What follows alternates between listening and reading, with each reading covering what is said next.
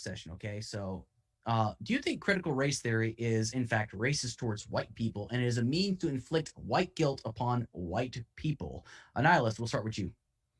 Okay, so critical race theory, as far as I know, is basically a systemic critique. You do not critique individual white people for being white. But this is the thing: when you teach critical theory or advanced concepts to people who are not ready for it, it sounds like an attack. When you Mhm. say that whiteness is a system of oppression, what people hear is that being white means you oppress everybody else just because you were born with a certain skin color. That is not what critical race theory is. Critical race theory is not the same as recognizing that systemic racism existed in the past or that it existed today. In fact, it's just critical race theory is not being taught in even high school classes right now. It's a college level course.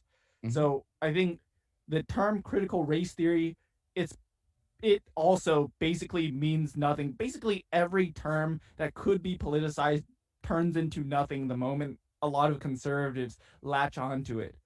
All right, Yeah. Tara.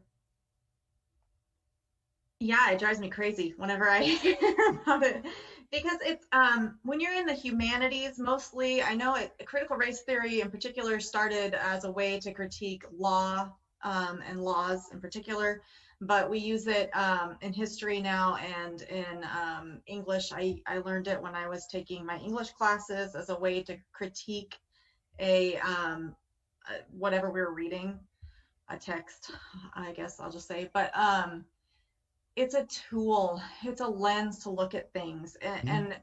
And critical race theory is a huge library of work. Some of it's really great, some of it's bad, but it's like walking into the library, picking a book off the shelf and saying, oh, this book is terrible, that therefore the whole library is terrible. You can't do that. Yeah. Or another analogy that I like to use is like, think of it as a tool such as a hammer. Okay, somebody used a hammer to kill somebody. So does that mean we get rid of all the hammers? No, it just means that we use it in the right way. So no, I don't think it's racist. People have used it, I am sure, and I'm sure there's papers out there because that's usually where we're going to see critical race theory is on a paper that's analyzing either laws that have been passed or I used it when I wrote a paper on the Great Gatsby. Mhm. So you might find it in a paper, but it's just a tool. It's just a lens. It's not a big scary monster. All right, console. What you got?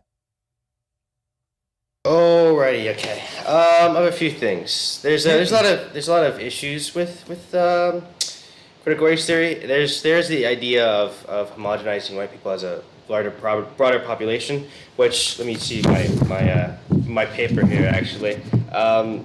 There's a First off, it's important to distinguish like racism from white supremacy, and a lot of what critical race theory seems to do is focus on white supremacy instead of racism, which can be an issue when racism can be a multitude of different things. It can be between non-white people and other non-white people, between Mexicans and blacks and all this other stuff.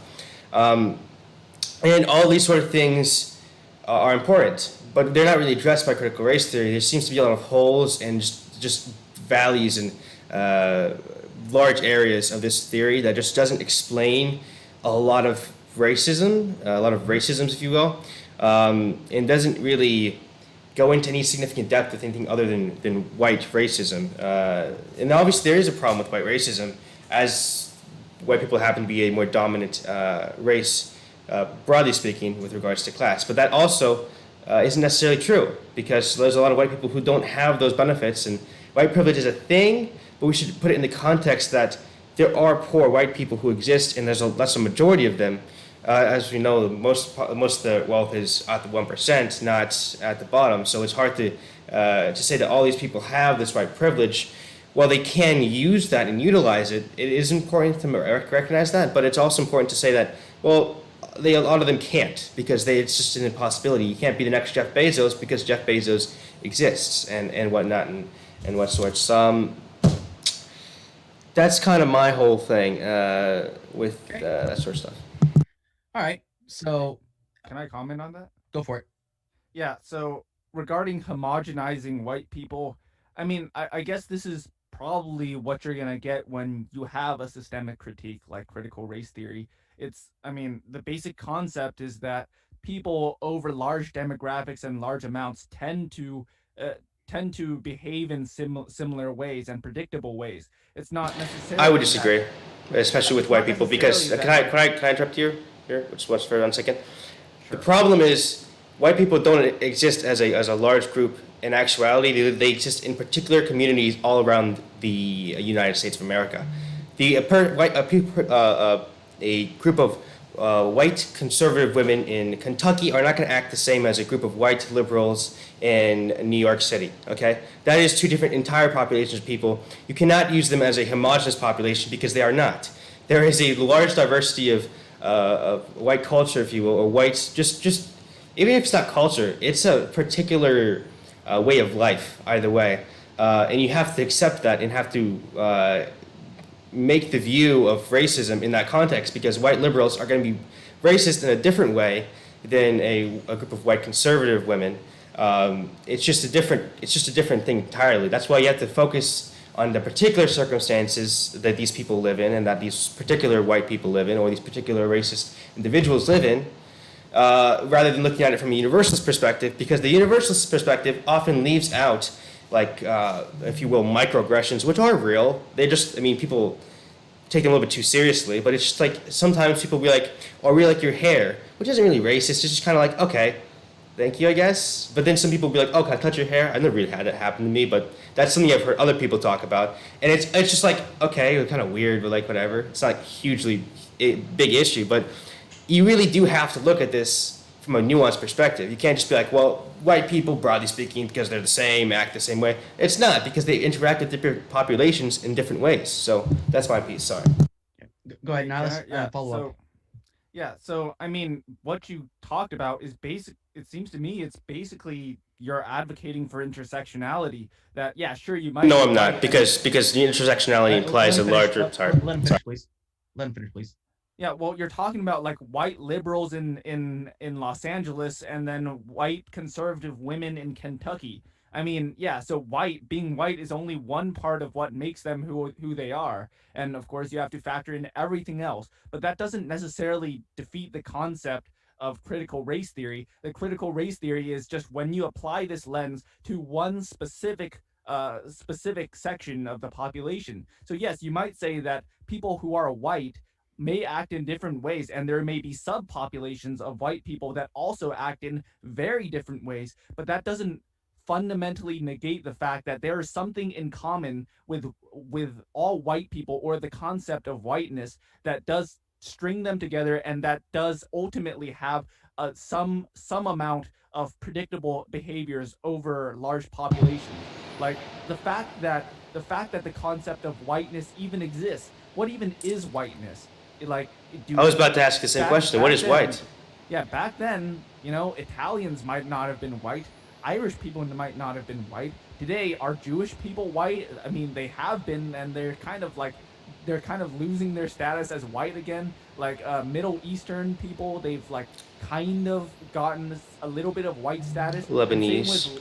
Same with Latin people. They're considered white in some contexts, and they're sort of losing their whiteness in the recent years too. So the definition, by the very definition, and the way that we define white and how that's changing is related to the way that that power is being expressed upon them. Now that we have a lot of xenophobia, it's becoming much harder for Latin people or Middle Eastern people to identify and be identified with whiteness.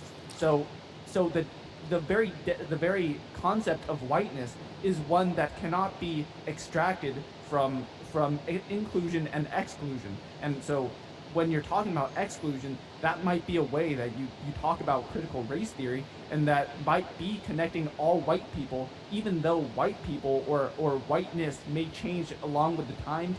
The common factor of white being used as an exclusionary factor would be applicable to all whiteness.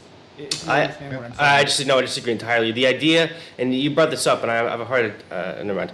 But the whole idea of whiteness being impossible to define makes this entire theory invalid, because then it's hard to define. Because I know I heard this recently. Lebanese people, some very very light colored Lebanese people, they can be considered white passing. Is it that sort of context of white that matters, or rather is it, and obviously that's sort of the case, but also is it white passing? Because my sister, who looks very similar to me, although we're not really genetically related, she's sometimes almost white passing, and she's also a similar skin tone as me most of the time. But does that matter? It's sort of talking about like this abstract concept of whiteness. What is that? It's nothing. It's just sort of elitism that in whiteness it was sort of an elitism, obviously passed through slavery and racism and that sort of thing.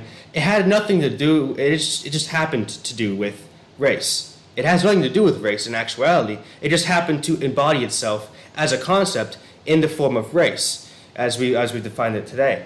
And but race isn't even really that much of a thing. Why would we? We shouldn't really see that much of the racial differences, because there are not that many. It's more about culture and what we actually do and how we live that we should be focusing on. And it has a lot to do with what class we are, because obviously the slave owners were all white for the most. Yeah, they were all white. And talking about that as a class of people, the elites at that stage were the white people, and even the lower, when slavery ended, there were sharecroppers. A lot of sharecroppers, not a lot of them, but a good amount of them were white, which was basically slavery without the actual labor of slavery, because you paid very little and you still had to live on the plantation and all this other stuff. But we should put that in the context of how class influenced that, and how class has influenced the racial relations, and the idea of racial relations that's been pushed upon us for a while, the racialization of people. It just sort of divides us, broadly speaking. We should celebrate culture and not focus so much on this abstract concept of race that clearly has no definite definition. Yeah.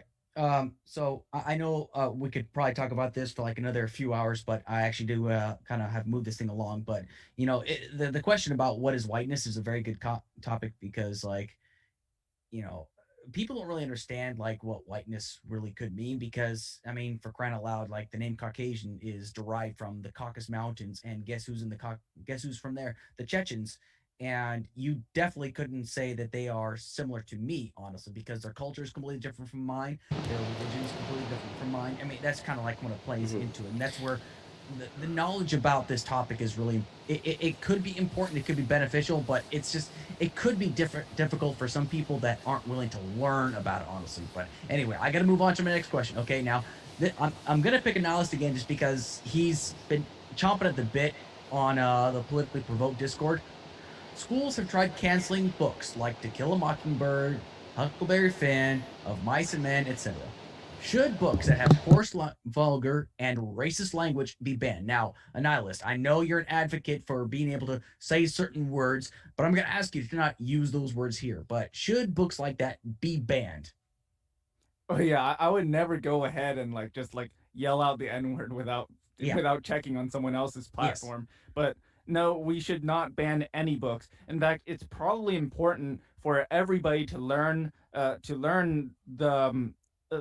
fundamental ideas of ideologies that we might consider very terrible. So, if anything, so that we can understand what they think and then refute it. For example, I wouldn't mind our school curriculum requiring us to read a section of Mein Kampf. I would be very happy to see that our schools require students to learn the Communist Manifesto. Just because you learn these different things doesn't make it propaganda.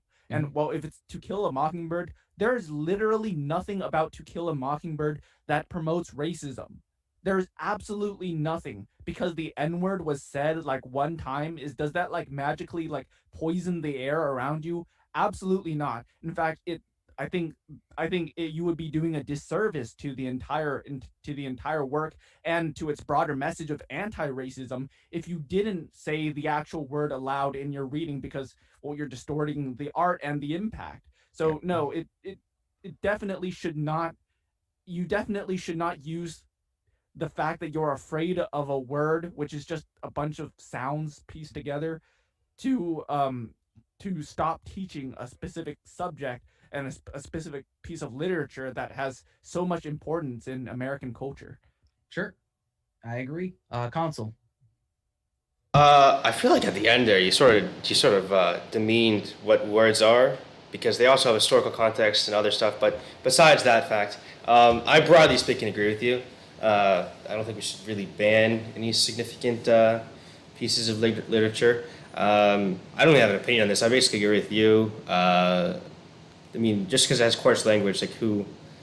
I mean, I don't really care. I mean, it's just kind of a just it just this is gonna be how like reality is. So we shouldn't like coddle people and be like, well, these words don't actually exist because everybody thinks they're bad. No, some people will say them openly. But I mean, I guess I agree with you. So Tara.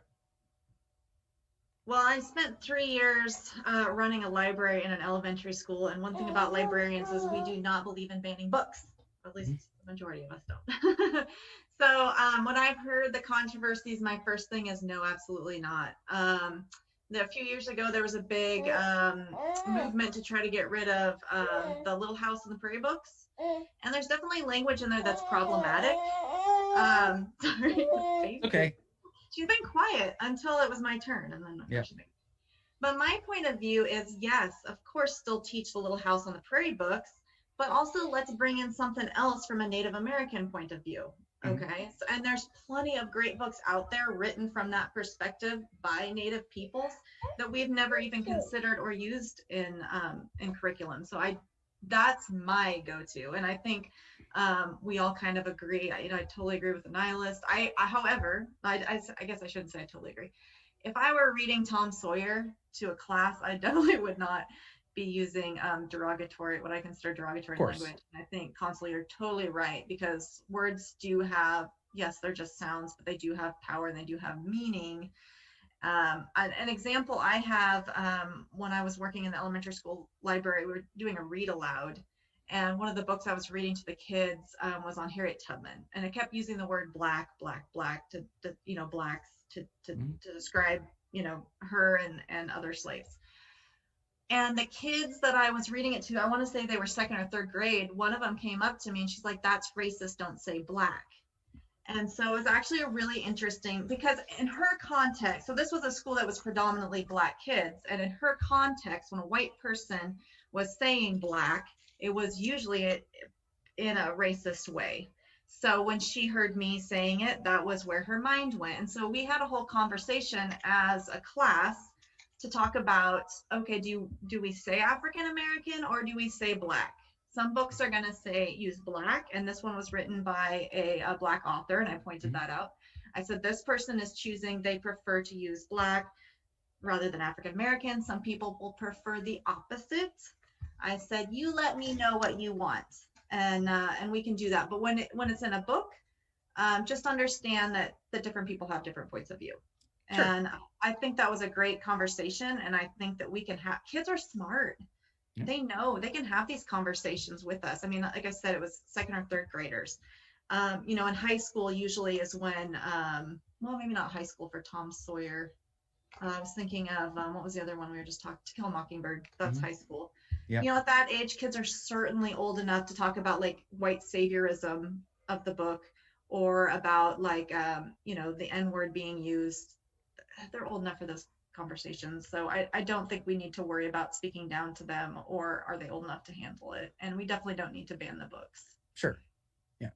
And I'm in full agreement, because like I look at these books as like literature. I look at them as, you can take these books for what they're worth, but honestly, it's just, there's a reason why they were written. It was to kind of give you a different point of view and to kind of see things from a different perspective. And I think that's really, really important. So, but I'm going to go ahead and move on to my last two questions, and I'm going to have to limit everybody to 2 minutes, and I'll let you know when you're down to 30 seconds. Okay. And for this first one, I'm going to start with Consul. What are some classes that you think we should take away from middle and high school curriculum in the hopes of creating a better educated future? You can even mention college if you feel like it, but like classes that you feel like need to get yanked because they are completely pointless and nobody should be teaching it, essentially. Go. Perhaps certain math classes, making those not a requirement to some extent or other, that might be important. I don't see any major ones, or at least at the moment. I think expanding on a lot of them is more beneficial, and shrinking some of the other ones down. I think expanding on health and obviously with drugs and other stuff that I talked about earlier. Um, I think English. I don't know. I don't know about English. I mean I don't really have no not cutting English entirely no. But I'm just saying like I'm just thinking like is there anything I would cut? And nothing comes to mind immediately. Grammar. To be fair, yeah I guess. But yeah no nothing really comes to mind except maybe cutting down math a little bit and some of the other stuff. But yeah. Okay. Nihilus. I agree that at least as far as high school goes, I don't really care that much if people learn like even pre-calculus. I wouldn't mind like cutting that out if I had to, although it could be useful eventually, I suppose. I think I've used calculus one time since I've left high school, like for real life, and it didn't work either. My answer was completely wrong. The other thing is I suppose PE. I mean, like, come on, let's just admit it. Like, people are gonna get fat and they're gonna die. Like, okay, like, Oh my god. okay, Morbid. maybe we should just do something more useful with that time, and maybe like provide better lunches. Yeah. Like make better food regulations. I don't trust people to take care of their own health anyway. Just screw them. They can just get fat, whatever. All right. Tara. I cannot think of a single thing that I would cut. Well, Oh, adding is the next topic. So if you can think of anything that you would like take away from, like what would it be? I wait, mean, I just thought of something. what you Perhaps perhaps homeroom. I don't know. It's kind of cringe. So you can't think of anything, Tara? Okay. We, Maybe that's well, you. we do have this class called advisory, and I think most high schools and middle schools, sorry, do it now. Yep.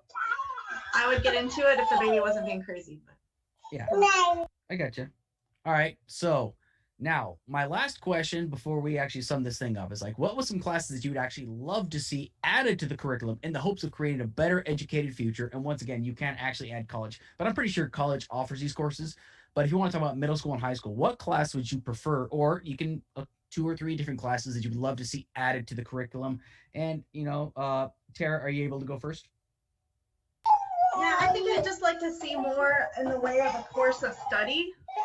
So like in college, you take your course of study, you pick your topic, whatever you're gonna It's okay. whatever it's gonna be, and then you start down that path. You have to learn the core stuff, but then most of what you take, sorry, that's my Okay. answer. Okay. Console. Um, Probably some more advanced political stuff, or at least some more basic political stuff. Just learning about politics, learning about how to participate in politics. That's something that I think would be important. I think broadly speaking, applying history to almost every topic we talk about, talking about the history of certain things, the history of science, what we talk about now, if that's even accurate with what we talk about now, obviously with the genetic stuff I was talking about earlier, that's sort of relevant. But yeah, adding history to basically everything and teaching people a little bit about politics, just like broadly speaking, and not being afraid to be political. But also, I mean, it's hard because teachers can be not great and stuff like that. But it's something that we have to work on. I think it's my piece. Certainly. A nihilist. All right, so I think I've done a few spoilers on this because I've talked about this a lot. But yeah, basically four classes that I think need to be added. They don't need to be like all 4 years or anything, but the most important one is philosophy. In fact, I'd wager that we'd get at least a social democracy or a socialist society within like a couple generations if we implemented philosophy now. Um, Sociology as well. That probably should be a semester a year. Um, Technology, computer science. As much as I hate computer science, and as much as I hate the fact that we have to do it, we probably have to do it. And then life skills, basic stuff like probably like just basic cooking, like what like balancing your checks. I would never taught that. Yeah. I'm in full agreement with you. I mean, honestly, I think some of the most important classes that you could get in high school, you don't really always get because you get them out in the real world, honestly. Like consumer survival was beneficial to me, but honestly, I think it needs to be more in depth, honestly. And I think other classes, for example, I think humanities is probably one of the most important classes I took because it really kind of helped you understand the culture all across the world. I mean, I've been to foreign countries. I've been to Iraq. I've been to Kuwait. I've been to Afghanistan. I've been to Kyrgyzstan. I've been to all these different countries. I lived in Germany. And but like when I took the humanities class, I learned more about different cultures, different countries, and how they approached the conclusions that they did. And philosophy is also a good one. Sociology is a great class, honestly. And they talk a lot about morals. They talk a lot about ethics. I think it's yeah. They talk a lot all these things that it kind of gives you a good understanding about why it's necessary for us to learn these topics because at the end of the day, it's just, it's kind of like what Tara said earlier. You have to create critical thinkers. If you just create people to be drones, they're not really going to learn anything. They're just going to like, well, because this person taught me, therefore this is the word of gospel.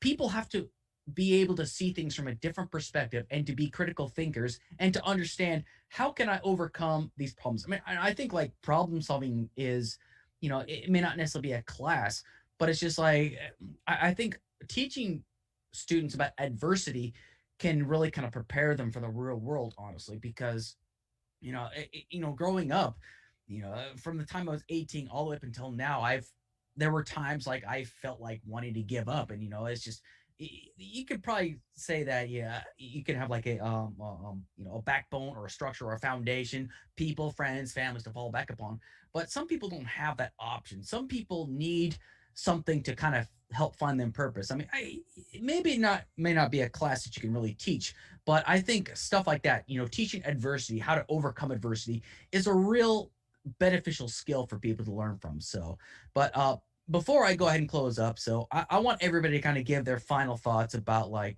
tonight's panel, whether you learned something, you didn't learn something, or what you feel was beneficial from it, or just what you think about the overall topic in general. And we'll go ahead and start with Console. What you got? Well, I'm gonna have to go look up Geronimo after this, but figure out who that guy was. It just absolutely blew my fucking mind. But either way, there's some stuff that I don't know if I learned a lot of stuff, but I definitely expanded on. Well, I guess I did. I expanded on my knowledge that I already had previously. I think it's been a very constructive conversation.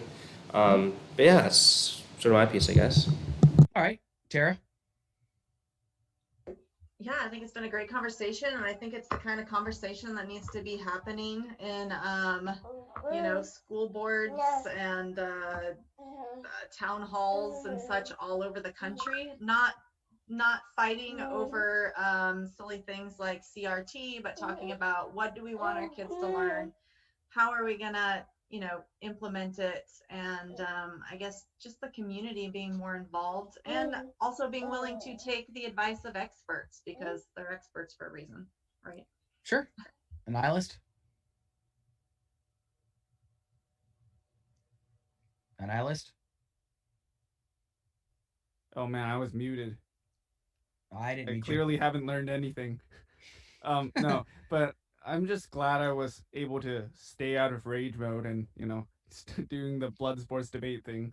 Yeah. I think having an actual educator here in the room allows me to spout some of my more hot takes because Tara would probably reel me in if I started going too far.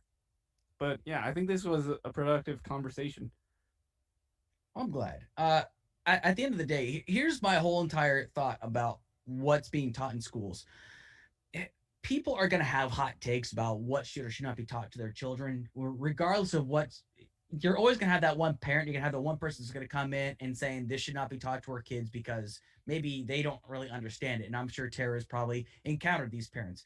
But at the end of the day, what people need to understand is like school is just a stepping stone. It's not necessarily the end all be all, which means there's a lot of things that people are going to learn in school that might make you uncomfortable. But then again, life is going to teach you a lot of things that's going to make you very, very uncomfortable. But at the end of the day, the way I look at this is that mankind has always been afraid of things it does not understand, and that even includes curriculum. people might be afraid of learning about critical race theory. They might be afraid of learning about the wars that we've had. They might be afraid to expand and think outside the box because of things they might be been taught at home. But honestly, you have to learn these things, because even if you just dump it at the end of the year, it might come back to you as like, wait a second, I learned about this. This might actually be beneficial. I'm not saying that's a huge guarantee, but at the end of the day, we need to kind of understand is this: once you leave high school, that's where your learning truly does begin. You're just being taught stuff that has where the curriculum actually plays into it. The people that are taught that are paid to teach this stuff to you, this curriculum that is well above their pay grade, they're being told, okay, you have to teach this. And then if something actually proves to be better, then eventually going to change it, but it's going to take a great deal of time. It's not something that's going to happen overnight.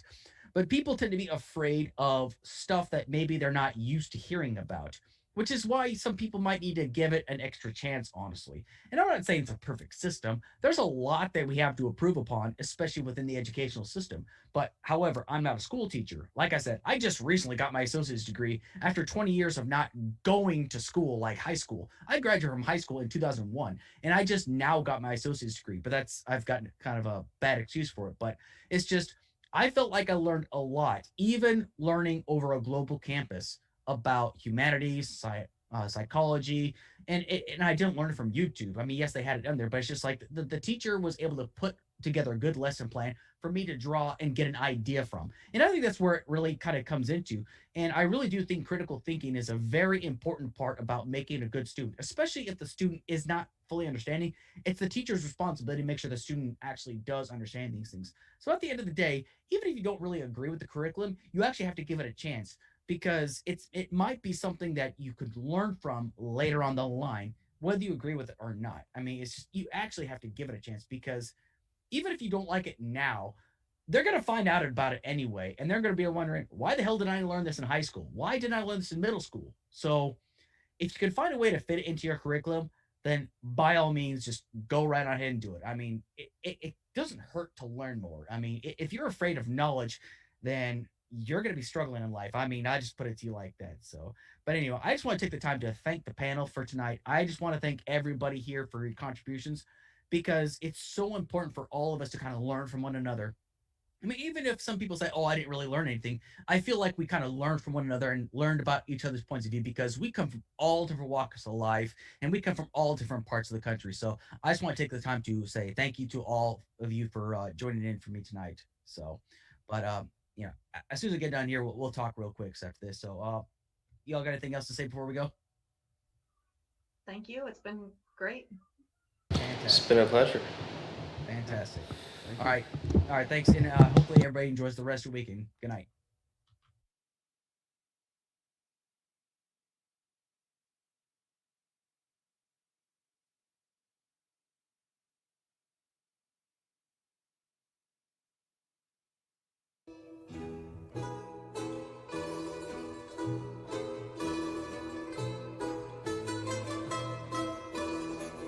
I appreciate Alrighty. Well, small technical difficulty. About the first hour of that, I didn't have my microphone unmuted on my OBS. So I'm gonna, if you could send me that, that would be fantastic. Because I missed about an hour of that. So I use OBS as well. So, but I appreciate everybody's input. I felt it was a good conversation, because I think we need to have more of these conversations.